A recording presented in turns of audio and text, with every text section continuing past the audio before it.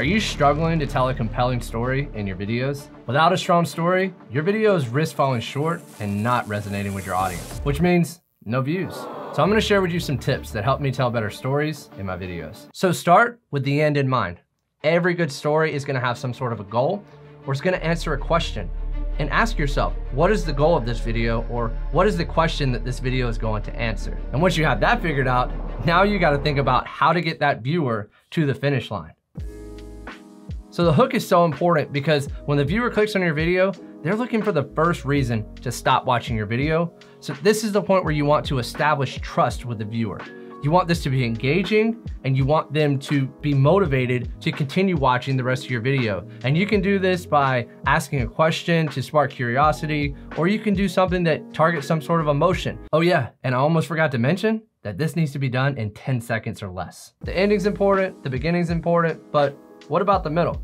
Well, the middle is where you get to have fun, but there are some rules that I like to follow in order to make sure that I'm keeping that viewer engaged and keeping them moving along to the very end. So I'm gonna start by going into my video editing software and drag every single one of my clips onto the timeline. And I'm gonna go in and start making cuts and getting rid of every single one of the clips that do not add to my story. Because if I can tell the story using the least amount of clips or the least amount of fluff, I'm respecting the viewer's time and they're less likely to get bored. Therefore, they're more likely to watch to the very end of the video.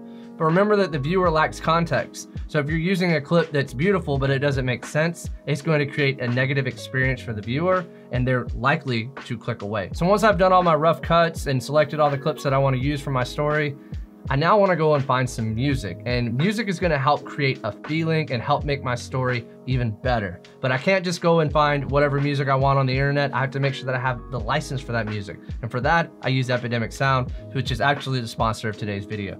Epidemic Sound allows you to get unlimited downloads of over 35,000 different tracks and 90,000 sound effects. And one thing that I love about Epidemic is that I don't have to worry about copyright issues at all across all of my social media platforms. A lot of times whenever I'm making my videos, I want the story to feel a certain type of way, and music is a really good way of creating that feeling. So I can go in here under moods and I can just go to something like sad because I want the video to feel sad at a certain portion.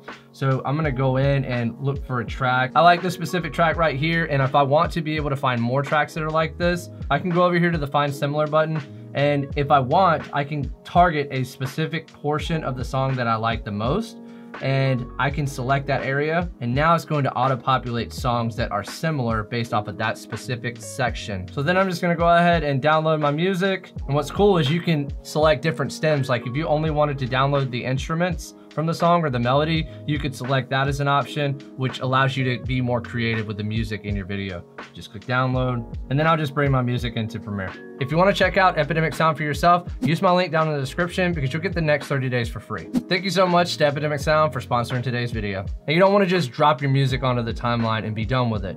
You want to use your music as kind of guide rails to take your story along. Like, your music should inspire your cuts, it should inspire your clip placement, because there's highs and lows within that song, and you want there to be highs and low points within your story. All music's gonna be a little bit different, but it can really take your videos to the next level. Now, music alone is not gonna get your viewer to watch to the very end of your video.